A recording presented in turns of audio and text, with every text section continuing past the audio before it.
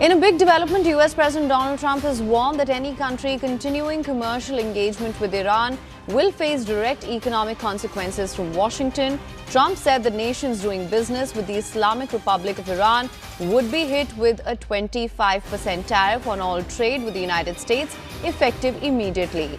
Iran's Supreme Leader Ayatollah Ali Khamenei has warned that the United States to stop what he called deceitful actions and its reliance on traitorous allies. And that's the latest that we're getting for you right now. For more on this, we have Zaka Jacob live with us. Thank you so much. Good morning. Now, of course, given all these latest developments, we've seen how Trump has repeatedly weaponized tariffs. When it comes to Iran, how do you assess this?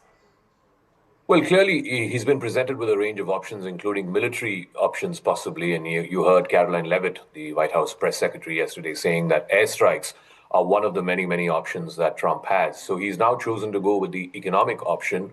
This might not hurt Iran so much because Iran is already sort of completely buried under with the impact of the sanctions, the American sanctions, the European sanctions, and of course the United Nations has imposed sanctions on Iran for its nuclear weapons program. So this might not impact Iran as much as it would impact some of the other countries, India being one of them, Turkey, China, of course, which is the largest importer of Iranian oil, some Middle Eastern countries, which also import from Iran. So some of these countries could be affected. As far as India is concerned, this would be particularly pinching because remember, India is already facing the brunt of 50% tariffs, 25% for importing Russian oil, and now this additional 25%, if it's imposed, then that would take it up to 75%. But then, having said that, India does not import as much Iranian oil. In fact, it's very negligible, the amount of Iranian oil that India imports, particularly in the last few years after the American and European sanctions. But India has deep stakes in Iran. Remember, the Chabahar port is an India-backed port. There's also the North-South Transit Corridor project that India has been working on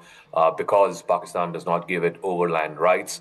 As a result, for India to reach to the Central Asian republics like Uzbekistan, Kazakhstan, Tajikistan, etc., India has to use the Iranian route, and that was part of the International North-South Transit Corridor project, which has been pending for a number of years now. So India has a lot of stake in what is going on in Iran, including, of course, these latest protests.